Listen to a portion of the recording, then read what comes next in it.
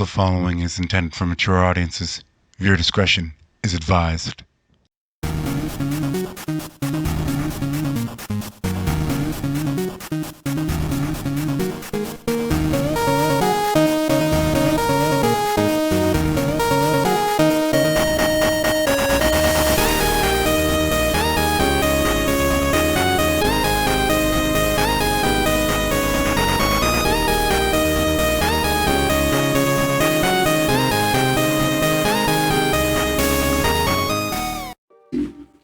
What's up, dads? I gave y'all a poll on the community page, and this is what the majority of you wanted. Last time we left off at a rather emotionally intense moment for the Todoroki family, and that is where we'll pick up. Don't come with me. You three obviously have things you need to work out on your own.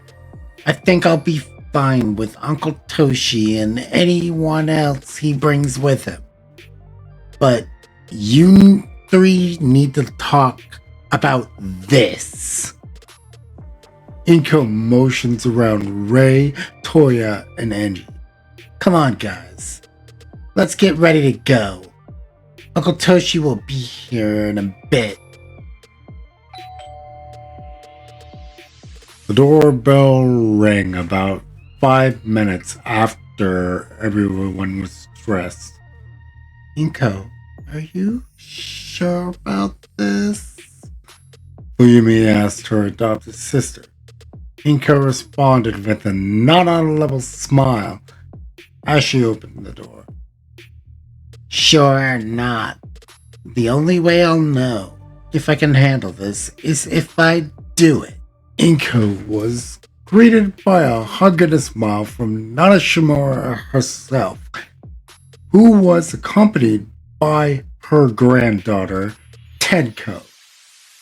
Without going too deep into lore, certain events still occurred, but Nana got there just in time to stabilize her insecure granddaughter, who, since ages have been adjusted, is just at least young enough to be in this particular group of friends. Tenko hopped on the couch with the others, and Enji steps around the corner in time to see Nana. Nana, may I have a word with you? Nana, who was completely oblivious to the events that had occurred earlier, was confused by Enji's tone of voice. Then she saw Shoto and Toya. Of course, she didn't jump to the conclusion that he had laid hands on his boys. She knew better than that. Toshinori, take the kids to the car. I've got to have a few words with Enji. Toya tried to dip as well, but his burn started hurting a little. He took a look at Inko and noticed her stare. Even through the helmet, he could feel the icy glare she was giving him. As he accepted being dragged into a room with Nana and his parents, Toya could feel the death glare lessen. Nana gave a disappointed look his way. I'm assuming that this young man is to blame for Shoto's face. So, who did this to him? Nana points at the sick burn Inko left on Toya's face. Ray answered before Toya could even open his mouth. Inko did this to him in a protective frenzy after Toya was done being a sore loser. Nana shook her head again and looked at Enji. So, what's up, Enji?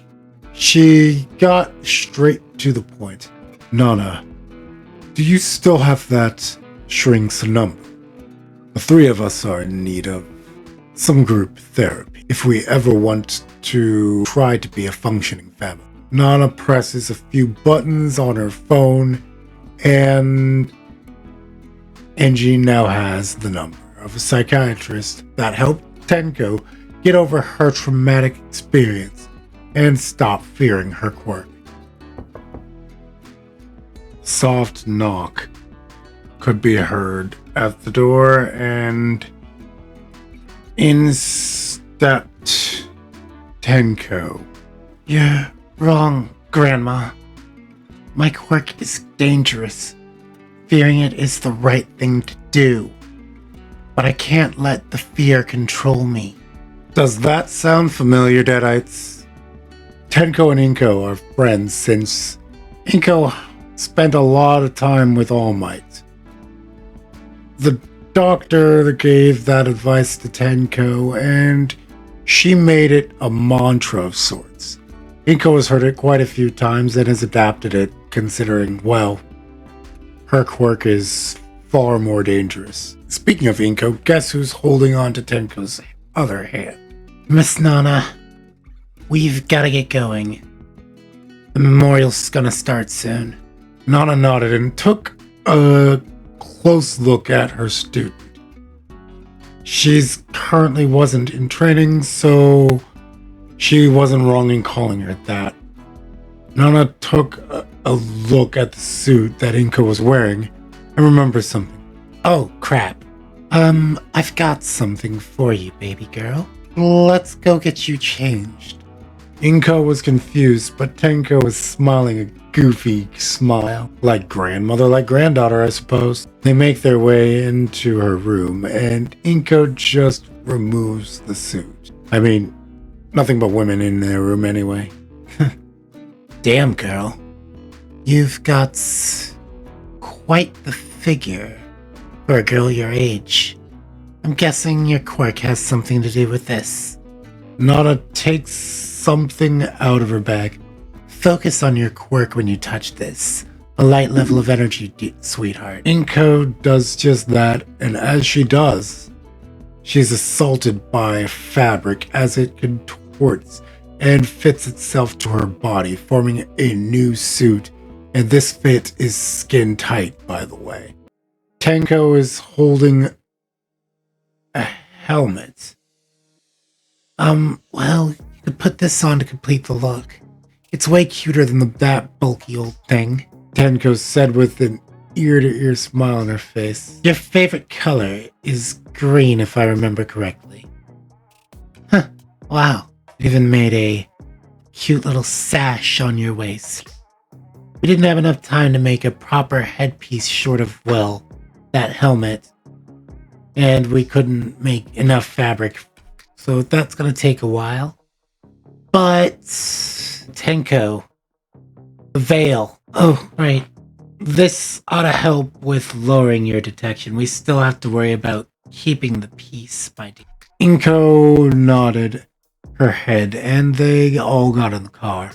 Tenko was holding her hand the entire way. A napping Shoto was on the other side of Inko. While I do intend to get to the memorial at some point, Enji has an appointment to set up. Hello, is this Dr. Akagi? I'm sorry for calling you so late, but Nana Shimura gave me your... This is Enji Todoroki. You may know me as the number 2 hero, Endeavor. My son, wife, and I are in desperate need of therapy. There are a few things we need to hash out if we're ever going to be a proper family again. All right. I'll do what I can to help you. However, I have conditions. On days when you come to see me, there will be no hero work from you short of a national level incident. If I believe for even a second that your family is not your first priority, we are done. Am I clear? Enji cleared his throat. Yes, Dr. Ritsuko Akagi. When poisoned, one might as well swallow the plate. Huh, Enji? But back to the point. Okay, you've heard that conversation. When we are at Dr. Akagi's office, my top priority is to address what is wrong with us. Enji was holding Ray's hand, and she was gently squeezing his. I'm not changing the condition of the beginning of their marriage, but things can change with time. Their love is legit and real deal. And that's not the problem, and they know it. This is not marriage counseling. This is a psych evaluation on the three of them as parents and child. And this is going to be one bumpy hill that they will get over. But it won't be in a single chapter, Dennis. I've skirted over so much already, and the process of fixing this problem, in my mind at least, really should not be one of them. Manga readers already know of Dobby's tragic story. At this point in venture, I will neither confirm nor deny how much of that story shall be in this at current. But back to the story, yeah? So, you think you can pay some doctor to watch us yell at each other, and that will somehow fix your crappy parenting? I saw how you were looking at Shoto during that fight, but what really pisses me off is how you treat Inko. She's not even your kid, but you immediately cared about her and made it a point to be there for her, to love her, to guide her. Even mom dotes on Inko. Inko this, Inko that, Inko. We're your kids, not her. You put us through serious training and deemed we weren't up for it. That may have been the case with Fuyumi Natsuo, but I've never stopped trying to be up for it. But then in comes Wonder Girl, who can apparently do no wrong. She trained Shoto, and yeah, he's good. I'll admit it. My little brother kicked my ass. I let my emotions get the better of me, and I lashed out at Shoto, and Toya hesitated. Finish it. Ray let out an icy venom. I permanently damaged his face, but I wasn't trying to kill him this time. I had enough control over myself at the moment to know that that was not going to happen. But when Inko came in and did what she did, Dad, you did nothing. And you, Mom, you basically praised her. Ray sighed. You are damn right I did.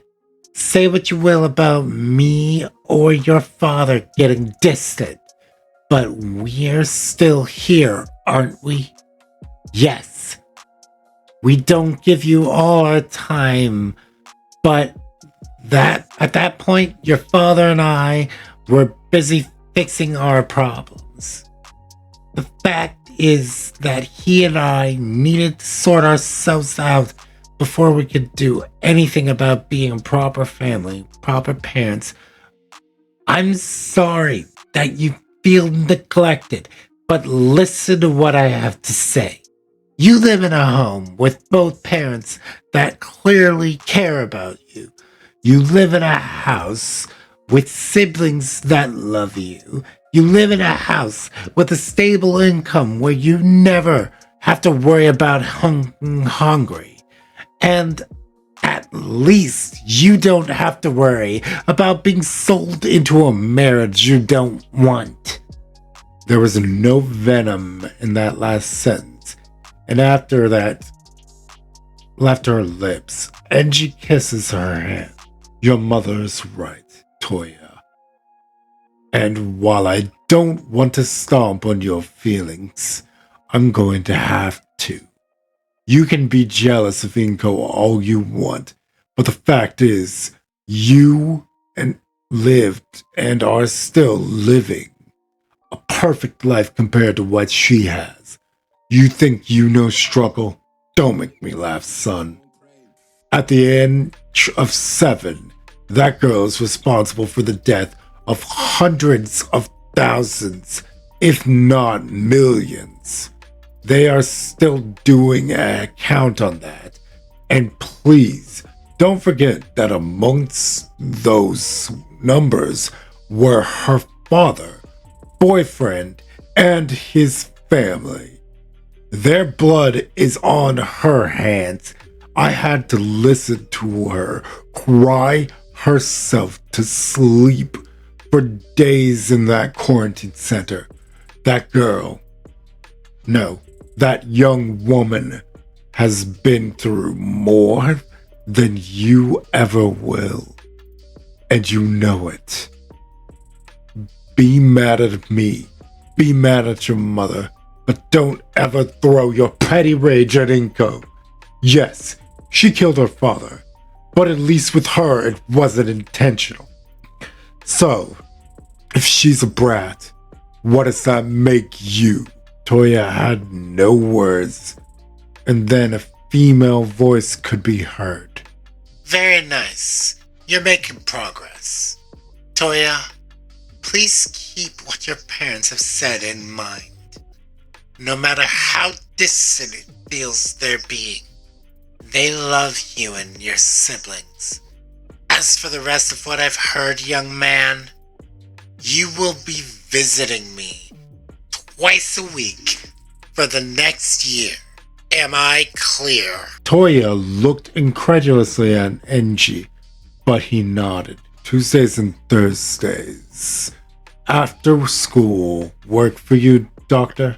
Whether Toya liked it or not, he would now be seeing Shrink, attempting to kill your brother 3 times? Dr. Kagi just could not ignore that. Ritsuko took a long drag from her vape and smiled. This boy will be an interesting cookie to crack. If you like that, United States has smashed that like button. Let's go full Calling on the notification icon. Ring that bell, baby. And of course, don't forget to go plus ultra on the subscribe if you're not. Now rest easy, Deadites. And remember, The night is ours.